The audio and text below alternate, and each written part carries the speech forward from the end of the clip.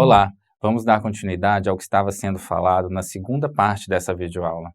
Agora que já falamos das características básicas de cada tipo de dentadura, vamos falar sobre o exame clínico guiado. Bem, antes de iniciar o exame clínico, devemos contar o número de dentes na boca e associarmos ao que já foi falado nas partes 1 e 2 dessa videoaula. Durante o exame clínico, então, na vista frontal, com o paciente sentado na cadeira, manipula-se a mandíbula pedindo ao paciente que relaxe a musculatura facial e abra um pouco a boca. Aí iniciamos o fechamento da boca, com a língua que já estava no palato, a fim de se estabelecer a mordida em RC, relação cêntrica, e perceber a relação dessa mordida com a MH, que é a máxima intercuspidação habitual. Solicita-se então o paciente ocluir tanto na dentadura decídua, quanto na mista, quanto na permanente, e manipular dessa forma. Desta forma, os desvios funcionais de linha média serão distinguidos dos desvios reais existentes. Percebendo também, nessa visão frontal, a proporção de tamanho e forma dos dentes entre si, e as linhas médias superior e inferior com a face e entre si, e classificá-las em coincidentes, com algum desvio para a direita, para a esquerda e em relação à linha média facial.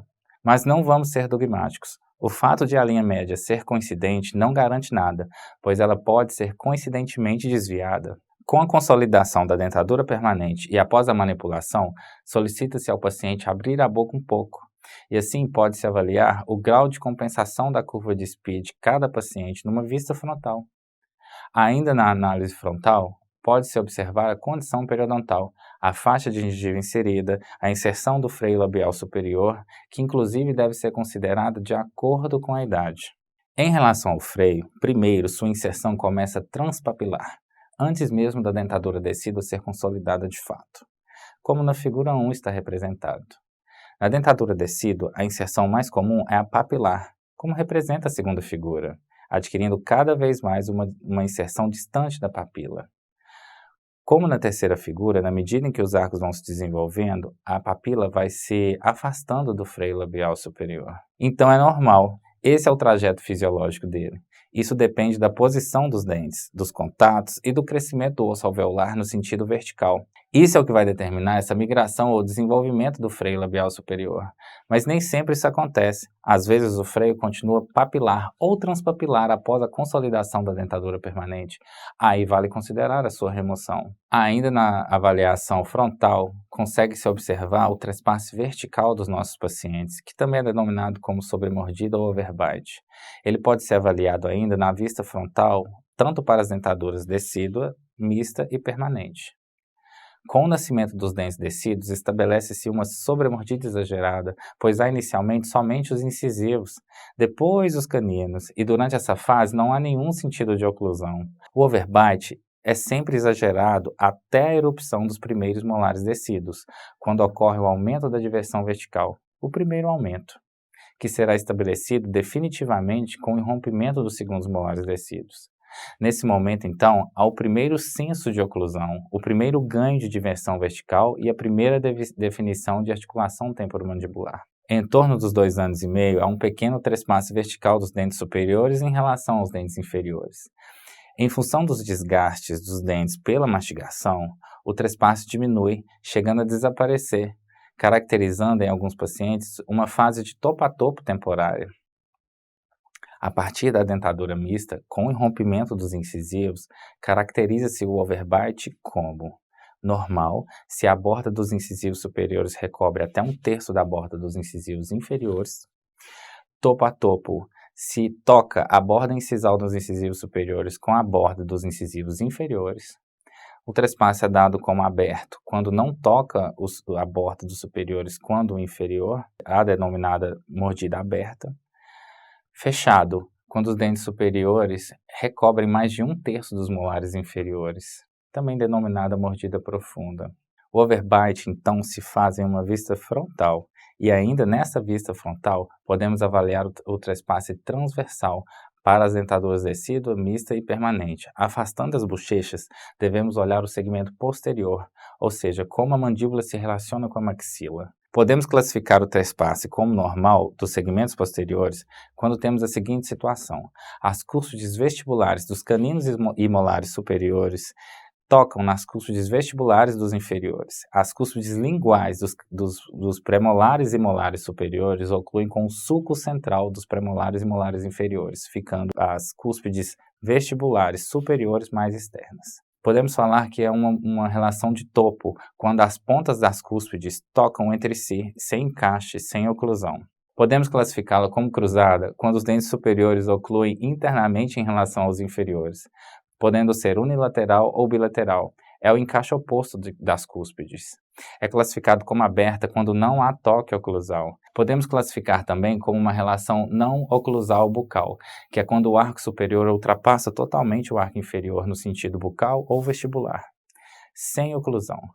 Todas as superfícies oclusais ficam visíveis. Podemos classificar como não oclusão lingual quando o arco superior é atrésico, sem oclusão.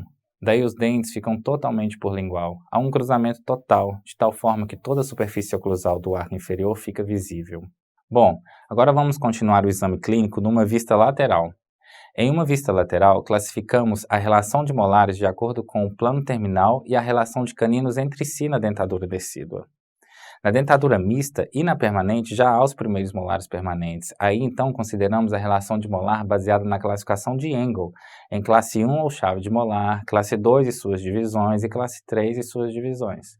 Completamos essa relação com a relação de caninos, também em classe 1, 2 e 3, como já mencionado na videoaula.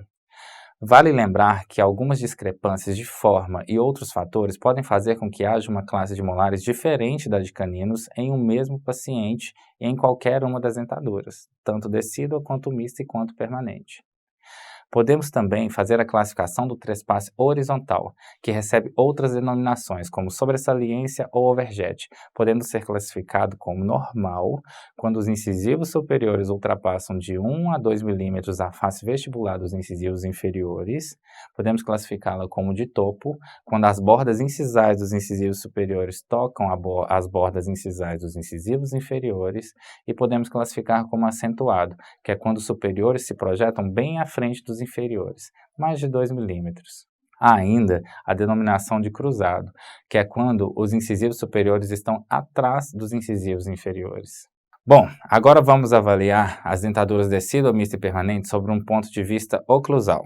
Devemos olhar separadamente cada arco do paciente. Em cada arco, devemos analisar o formato dos arcos, sendo os arcos decíduos mais circulares, principalmente o arco superior. Os arcos permanentes são mais parabólicos.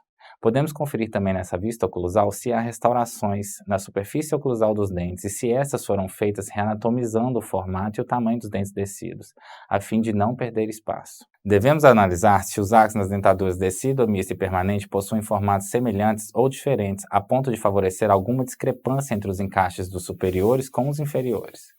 Devemos ver se há giro de molares permanentes, o que consome espaço. Para isso, devemos traçar uma linha, passando da cúspide disto-vestibular, pela cúspide mesiolingual, até a borda do canino, do lado oposto. Se não houver coincidência, caracteriza-se o giro. Como na figura, devemos analisar também a quantidade de rebordo ósseo ao redor de cada dente na arcada, numa vista oclusal. Conseguimos ver as inclinações dos dentes na base óssea para percebermos se há compensações dentárias ou não entre os arcos. Podemos analisar se há simetria na posição dos dentes no sentido antero-posterior. Se um primeiro molar permanente inferior se encontra paralelo ao seu contralateral, por exemplo. Bem, a videoaula de hoje está terminando. É importante frisar que conhecer as características de normalidade nos permite perceber até as alterações mais sutis. Devemos sempre nos lembrar que o paciente possuirá uma característica herdada, que somente somada aos fatores ambientais e a intensidade de exposição a esses fatores vai produzir ou não uma má oclusão em si. Encerro por aqui a minha participação. Agradeço a sua visualização e por ter me acompanhado até aqui. Convido você a assistir às próximas videoaulas, que serão dadas por convidados especiais e que complementarão tudo o que foi apresentado até então na intenção de termos um correto diagnóstico ortodôntico. Até breve.